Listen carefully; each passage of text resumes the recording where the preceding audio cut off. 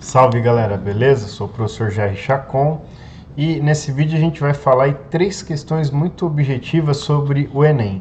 Enem em tempos de pandemia. E agora? Bom, então a gente vai falar um pouco para que serve o Enem, a estrutura, então vamos pensar assim na questão das áreas, as competências e habilidades, o que é o tal do TRI, Teoria de Resposta ao Item, aí a redação, trazendo algumas dicas de estruturação da redação, beleza? Vamos lá. Bom, então o primeiro ponto aí, para que serve o Enem? Então a prova do Enem, ela serve, né, de forma primordial hoje para o acesso ao ensino superior, por meio do SISU, né, você se cadastra, tem também a questão do ProUni, e serve também para instituições portuguesas, então faculdades portuguesas também aceitam, algumas aceitam o Enem. Então é uma porta muito bacana aí para entrada no ensino superior. Dependendo da sua nota, também há uma facilidade ali para acesso a financiamento estudantil pelo FIES e aí pelo ProUni. Para muitas pessoas é uma autoavaliação, algumas pessoas fazem o Enem para se autoavaliar, tal, ver como que estão aí na questão da aprendizagem, desenvolvendo então as competências, habilidades. Muitos professores fazem, professores de cursinho, tal, para depois mostrar a nota, né? Olha, fui bem, fui mal, enfim. Também está ligado ao desenvolvimento de estudos e indicadores educacionais no Brasil, porque o Enem acaba dando um parâmetro ali do ensino médio, por isso que é Exame Nacional do Ensino Médio. Quando eu fiz, há muito, in illo tempore, como a gente fala no latim, naquele tempo, há um tempo atrás, ele não tinha tanto valor como hoje no sentido de acesso à universidade. Então, galera, aproveita aí e ocupe as universidades públicas, pô, é nossa, a gente tem que ocupar. Então a estrutura da prova, basicão, não são 4 provas, digamos assim, objetivas, com 45 questões cada, dividido em 2 dias.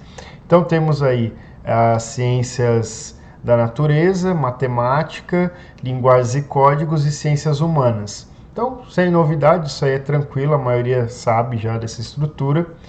É uma prova baseada em competências e habilidades, então isso é muito importante.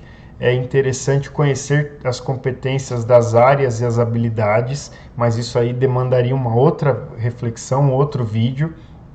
De forma geral, o que é uma competência, né? A competência é a capacidade de mobilizar recursos, habilidades, conhecimentos, enfim, para a resolução de situações complexas.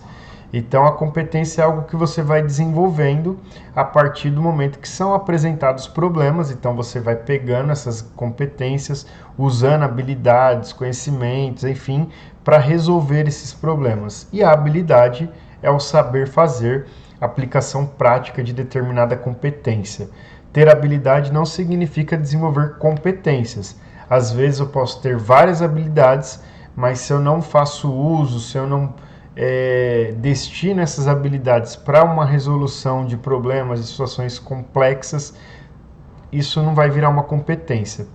Então, muita gente usa o grande exemplo assim: bom, eu posso não ter muita habilidade para jogar futebol, mas eu posso desenvolver isso, eu posso me tornar competente, mas não com todas as habilidades, por exemplo, do que um grande jogador profissional tem. Mas assim, então a competência é a capacidade de mobilizar recursos e as habilidades fazem parte desses recursos. Então, você sempre tem uma competência geral, né? Dentro de cada área há uma variação, mas eu acho que fica entre 5, 6, 7 competências gerais e amarrada a cada competência geral algumas habilidades específicas, beleza? Bom, outro ponto aí fundamental é a questão da teoria da resposta ao item. Então, isso é uma estratégia anti-chute, digamos assim, mas também para equilibrar a prova. É um modelo estatístico e aí ele vai, então, para além da questão quantitativa, e ele vai buscar valorizar o dado qualitativo. Ele usa 3 parâmetros básicos, a teoria de resposta ao item, a discriminação, dificuldade e probabilidade de acerto ao acaso. Então, por exemplo, quando vai se elaborar uma prova do Enem, quando vão ser elaborados os itens, tudo isso passa por uma série de critérios, né? Quem elabora item, então, recebe ali um descritor, recebe a competência, a habilidade, o nivelamento, para organizar ali a prova, a questão, o item, que deve ter, então, um suporte, um enunciado, as alternativas que devem ser plausíveis, deve esse item desenvolver e trabalhar a competência e uma habilidade específica, enfim, tudo isso é feito, a prova é montada e essa prova passa por um pré-teste ou por vários pré-testes que a gente chama de calibragem. Então essa prova vai sendo aplicada, essas questões, esses itens, a vários grupos de vários níveis, até chegar numa calibragem padrão para se identificar de fato isso aqui é difícil, isso aqui é fácil, isso aqui é médio, de acordo com o público que vai respondendo a esse pré-teste. Todos os vestibulares fazem isso, a FUVEST também faz, eu já apliquei pré-testes da FUVEST, enfim. Bom, não liga pro barulho aí não, gente, faz parte, né? E aí você tem o nivelamento da prova, fácil, médio e difícil. Bom, então o que acontece? Acertar o difícil e errar o fácil. Esse é o mantra. Acertar o difícil e errar o fácil. A gente escuta um monte disso aí, né? Mas não é assim que funciona, é o contrário. Então, acertar o difícil e errar o fácil significa que não há coerência no que você fez. Então, cuidado, viu? Não se preocupe tanto com as questões difíceis. Preocupe-se com as questões fáceis. Essas você deve acertar. Então, por exemplo, aí nessa régua que aparece aqui no nosso slide, então nós temos do fácil até o difícil. Então aqui o exemplo é muito comum. Nós temos um candidato ou uma candidata que fez a prova, então ele acertou 1, 2, 3, 4 questões fáceis. Depois ele acertou uma questão média e errou as 4 difíceis. E ele tem uma nota de 480 pontos. É o participante A. Aí você vai falar, pô, sacanagem, meu, o cara errou as difíceis e acertou as fáceis, até eu acertava, e ele tem mais nota do que o B, porque ó, o B acertou 1, 2, 3 difíceis e ainda acertou aquela média que os dois acertaram. Aí você fala assim, pô, sacanagem, o cara acertou as difíceis, porém, ele errou as fáceis, olha lá, ele acertou uma fácil e errou 1, 2, 3, 4 questões fáceis. O que a teoria de resposta ao item vai identificar? Que se o sujeito acerta questões difíceis ligadas a competências, habilidades e temáticas correlatas, parecidas, que exigem ali as mesmas competências, como já disse, as mesmas habilidades, se ele acerta uma difícil, ele tem que ter acertado a fácil. Então, por exemplo, se ele consegue montar uma fórmula, chegar ao resultado que dá um bom trabalho, por exemplo, em matemática, ele precisa acertar uma questão de lógica mais simples, que você não precisa organizar uma fórmula, mas você, de repente, precisa entender qual é a fórmula, né? Pensando agora na química ou em ciências humanas.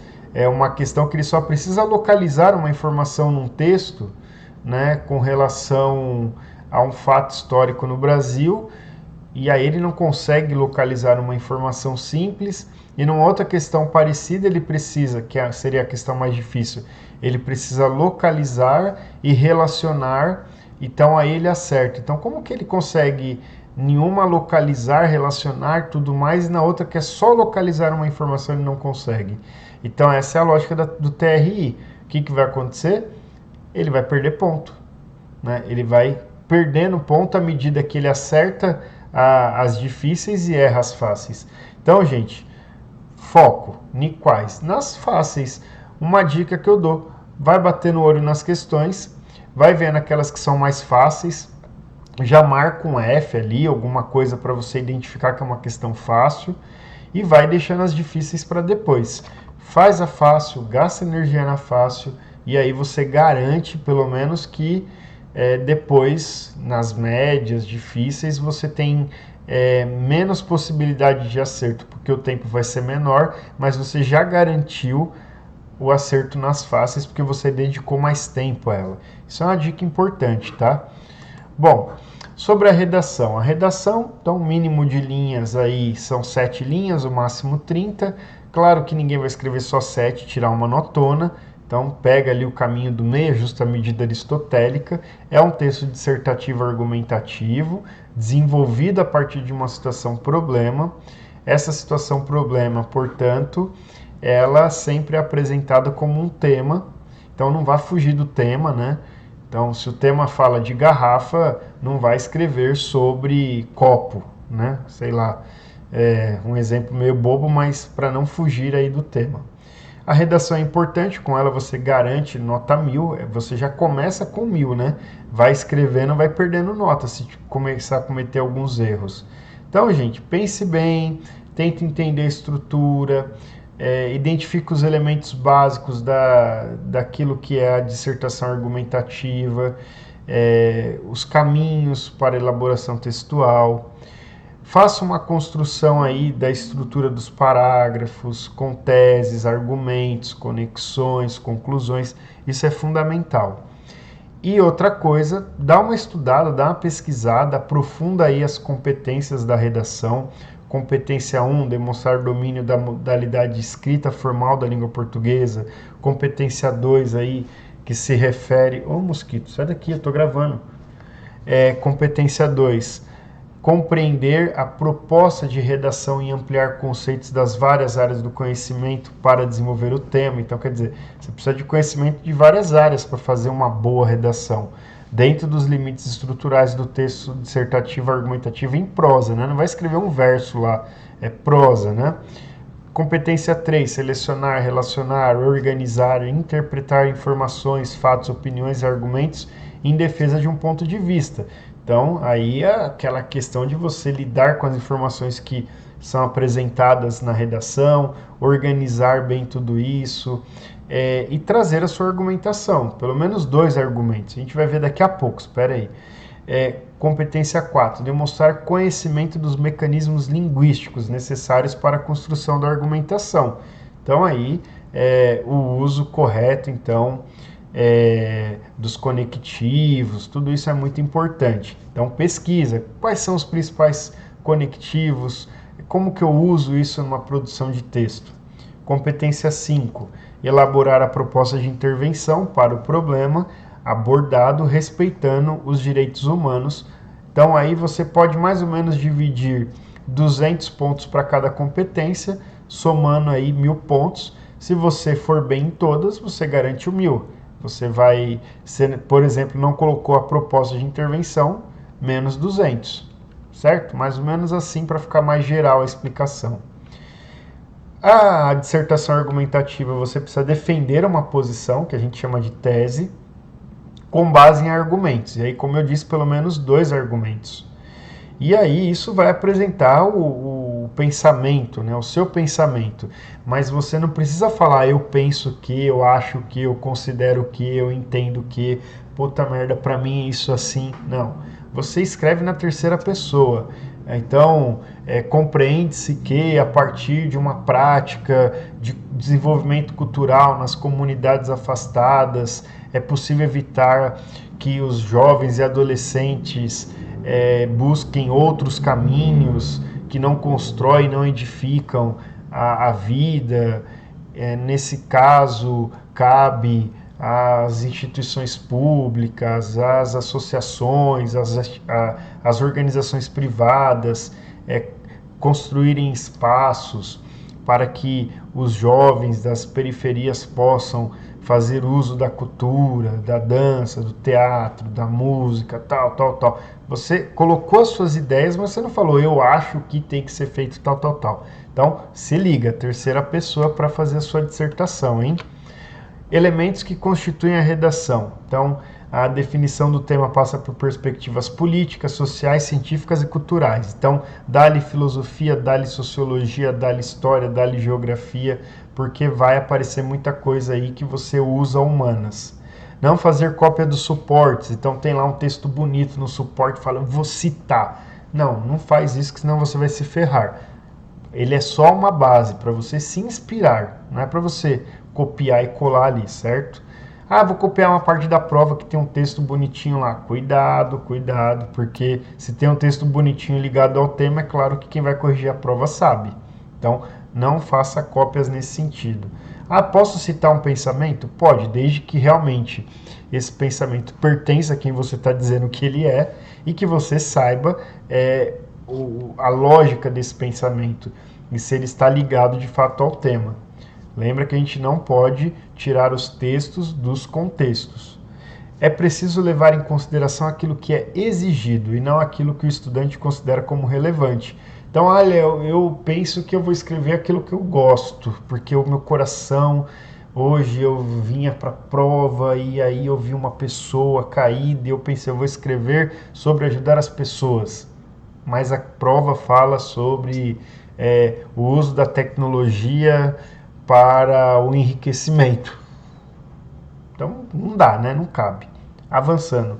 Os parágrafos devem ter uma ligação harmoniosa entre si. Por isso, o estabelecimento de vínculo entre eles é de grande importância. As considerações e argumentos do texto devem terminar com uma proposta de intervenção diante do tema. Então, quer dizer, não dá para fazer parágrafo solto, né? Você começa o primeiro parágrafo falando sobre caneta e não sei o que, fala da caneta. Aí no segundo parágrafo você começa a falar de foguete e aí nem fez uma relação. Você nem falou, olha, essa caneta aqui que eu comentei, tal, que é histórica, que é importante, ela foi usada pelo primeiro astronauta que pisou na Lua e aí com essa caneta, quando ele chegou na Terra, ele deu o primeiro autógrafo. Opa, aí ligou, né? Agora, você fala de caneta, fala do foguete, não sei o que, e não tem uma ligação, é complicado. Então, sempre você termina um parágrafo, né, desenvolvendo lá o tópico frasal, já dando a deixa, né? Sabe quando você está dando aquela chavecada, que você dá aquela deixa? Então, você dá aquela deixa, já faz aquela ponte, um gancho para o que vem depois. Porque aí quem está lendo já entendeu o que você vai colocar depois. Na redação do Enem isso não é difícil. Por que não é difícil? Porque como você vai seguir alguns passos básicos, como por exemplo, pensar, refletir e organizar o tema. Como? Esquema, tópico, mapa conceitual, do jeito que você quiser. Bateu o olho ali no tema, você já pode ir organizando as ideias antes mesmo de começar a escrever o seu texto. Primeiro tente esquematizá-lo. Compor uma apresentação do tema. Então você pensa numa apresentação desse tema. E aí compor parágrafos com justificações. Então esses são os primeiros passos. Dados esses passos, você pode fazer esse exercício antes mesmo de chegar à prova. E aqui é um esqueminha que eu uso bastante, indico para os alunos, né? Não sei se todos fazem, mas eu gosto de fazer quando eu estou a fim de escrever alguma coisa e produzir alguma dissertação. Então eu tenho os temas, eu posso ter vários temas, né? Então aqui eu coloquei um tema, violência urbana. Poderia ter aí na parte de baixo, aqui, né, nessa parte, outro tema. Dentro de violência urbana eu tenho vários problemas. Então aqui, contravenções cometidas por menores é um problema ligado ao tema da violência urbana. E aí eu já penso, quais conteúdos eu estudei que tem a ver com isso? Que tem a ver com violência urbana, contravenções cometidas por menores. Tem a questão do Estatuto da Criança e do Adolescente, tem a questão do conceito de menor, tem a história, tem a questão da sociologia, socialização primária, como que essas crianças são formadas. Então veja, o conteúdo que você estudou na escola, não importa o componente curricular, ele vai aparecer aqui agora. Então quando você tem um problema, você começa a pensar os conteúdos para resolver esse problema. E aí você parte para a argumentação. Então eu vou falar que eles são vulneráveis, eu posso trazer a ideia que a sociedade é consumista, e isso acaba incentivando práticas de contravenção, porque, enfim, eu também quero possuir, também quero ter as coisas que todos têm. Eu posso falar aí que para tentar solucionar esse problema, vale a pena incentivar numa formação humanística, vale a pena criar programas de inclusão dessas crianças para que elas, então, tenham uma proteção, que é aquilo que o ECA propõe, uma proteção à criança e ao adolescente, então aplicar de fato o estatuto. Quer dizer, já pensei, tenho temas, problemas, conteúdos, argumentos e soluções.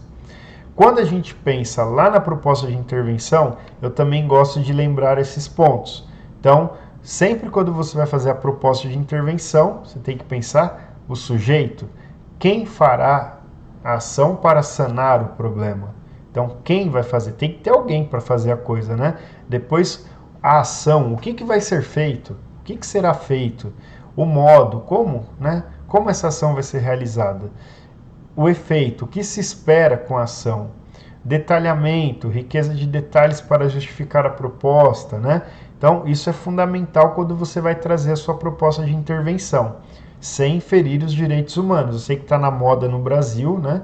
Mas a gente tem que ter consciência, sem ferir os direitos humanos. Muito bem, isso aqui é uma estrutura, uma sugestão. E aqui uma outra dica que a prova, qualquer texto, ele tem uma microestrutura e parte para uma macroestrutura. A microestrutura é começo, meio e fim, a macroestrutura é começo, meio e fim. Então, um parágrafo ele tem começo, meio e fim. O conjunto de parágrafos que formam uma dissertação, eles vão dar essa característica, digamos assim, de começo, meio e fim. Então, o primeiro parágrafo é fundamental, ele é o matador. A moto, foi. Ele é matador, por quê? Porque é no primeiro parágrafo que você já apresenta a tese e já apresenta os argumentos. Você não vai desenvolver os argumentos, mas você já mostra que você entendeu o tema, que você entendeu o problema e que você levantou uma tese com relação a isso, e diante dessa sua tese você vai apresentar então argumentos. E aí o segundo parágrafo, que já é o desenvolvimento do texto, você traz o primeiro argumento, fala do seu argumento, depois você, no terceiro parágrafo, traz o segundo argumento com exemplos da realidade, dados, teorias, enfim. E aí o quarto parágrafo, você faz a retomada ou reafirmação da tese e já traz a proposta de intervenção social. Bom seria, né, um exemplo, o que, como melhorar, o que se espera, ou seja, é a parte de justificar a proposta. E atenção, faça o rascunho e depois vá para a prova. Então faz o rascunho, pensou o texto, está tudo ali e deixa ali, descansando. E vai fazer a prova. Lógico, você controla o seu tempo, você tem noção. Por isso que você tem que fazer várias redações. Né? E aí, fica ligado no cronograma, na data, no comprometimento com isso. E aí entra no terceiro ponto, que essa prova é uma prova exigente. E o que ela vai exigir muito de vocês? Cuidado do corpo e da alimentação, lidar com estresse, é uma maratona, são 90 questões, por mais que sejam 2 dias, é muito pesado, você tem 2 minutos e meio por questões, mais a redação, por isso que eu disse, foca nas questões fáceis, médias. Se você vê que uma questão é muito difícil, vai levar muito tempo e não vai valer a pena porque tem outras mais fáceis para você responder, vai para as fáceis. Consulte o edital, enfim, planeje as tarefas de conteúdos que você tem mais dificuldade, faça vários simulados, né? Não fique esperando só da escola. Faz você, tem várias ferramentas. Tem uma aqui, agora não me lembro o nome, depois eu coloco aí no comentário, que é bem legal, que dá vários simulados aí para vocês. Enfim, escreva pelo menos uma redação por semana, de acordo com o modelo do Enem, e vá cronometrando. Faça isso, cronometre. Então, por exemplo, eu vou dar uma sugestão muito básica. Joga lá, redação do Enem 2016. Isso já com o tempo. Então, imagine que você tem 1 hora. 1 hora, tá? Joga no Google, redação do Enem 2006. Pum, apareceu a redação, começa a cronometrar. Então, lê, entende, faz todo aquele processo, faz o esquema, faz o seu rascunho, tal, vê quanto tempo você leva para tudo isso. Fez tudo isso? Pausa. Ixi, levei 1 hora. Ah, então eu tenho que ir treinando, eu tenho que melhorar esse tempo. E assim você vai aprimorando. Ah, mas agora não dá mais tempo porque o Enem já está aí. Dá tempo, né? Tem uns 2, 3 meses aí, ó. 2 meses, vai. Corre que dá tempo. Aí depois você passa para outra parte, para começar a passar limpo.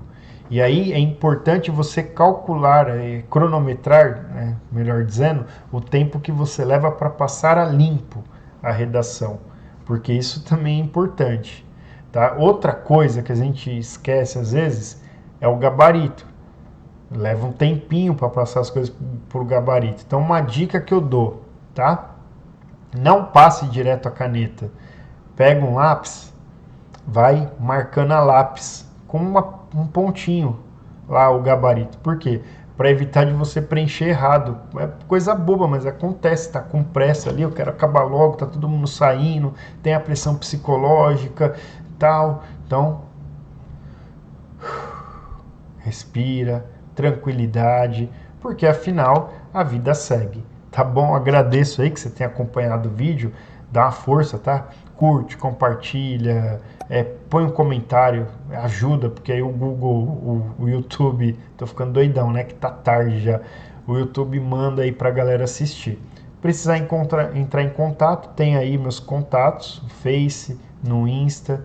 E é isso, gente. Um grande abraço, se cuidem e boa prova!